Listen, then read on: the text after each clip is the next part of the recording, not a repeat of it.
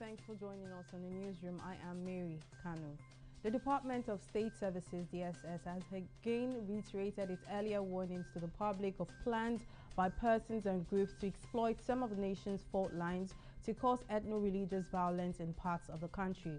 The service, according to a statement signed by its spokesman Peter Funaya, says latest developments indicates desperate efforts being made by these groups to subvert public order. The service disclosed that the said groups have continued to resort to inciting unguarded statements and act with the objective of pitting citizens against one another in order to apparently inflame the embers of tribal and religious discord. It strongly warns these subversive elements to desist forthwith from their planned nefarious acts or face the full wrath of the law. The Kwara State High Court in Ilorin on Tuesday struck out the suit challenging the demolition of Ilorin and the acquisition of the disputed land from the family of a former Senate President Bukola Saraki. Justice Abiodun Adebara struck out the case brought by Asa Investment Limited against the Kwara State government over the acquisition and demolition of Ilorin for lack of diligent prosecution. The court also asked the defense to come for its proof of counterclaim on the 17th of March. The case has been on for over a year following the move by the Kwara State government to reclaim the land.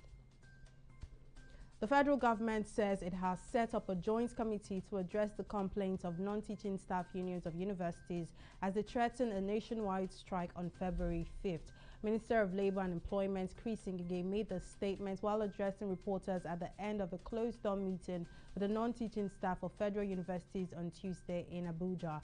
The non-teaching staff includes the Senior Staff Association of Nigerian Universities and Non-Academic Staff Union of the Universities and Allied Institutions NASU.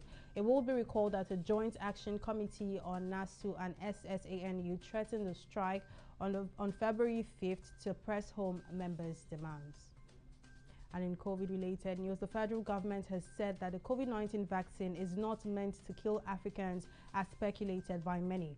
Chairman of the Presidential Task Force on COVID-19, Boss Mustafa, made a statement on Tuesday at the inauguration of the State House Clinic Special Care Center COVID-19 Isolation Center in Abuja.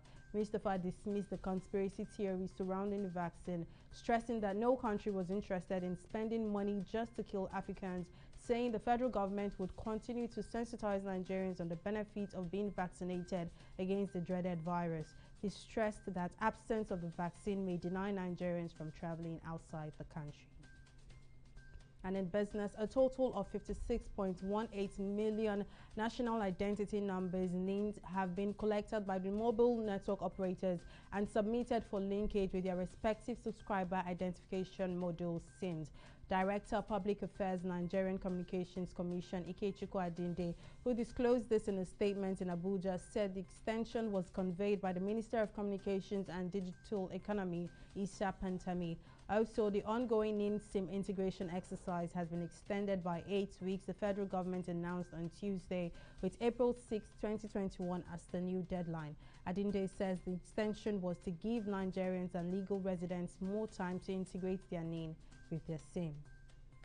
And in international news, 32 people died and 5 were injured on Tuesday when a truck carrying mourners collided with a car and 3 other vehicles in Uganda, the Ugandan Red Cross have said.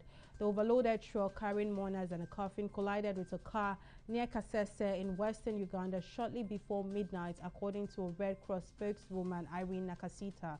Red Cross staff and volunteers worked with Ugandan soldiers to transport the dead and evacuated the 5 survivors. Poorly maintained vehicles and unsafe highways are common in Uganda, which has one of the world's highest rates of road traffic accidents. And in sports, Nigeria forward Henry Onyekuru says he is delighted to score for Galatasaray on his return to the Turk Telecom Stadium. Onyekuru opened scoring for Fatih Terim's side in the 3-0 win over champions Istanbul. The 23-year-old nodded home on the stroke of halftime and has now scored 3 goals in his opening 2 appearances for Galatasaray. And that's it for now on the newsroom. We will be back at the top of the hour for more updates. I am Mary Kanu.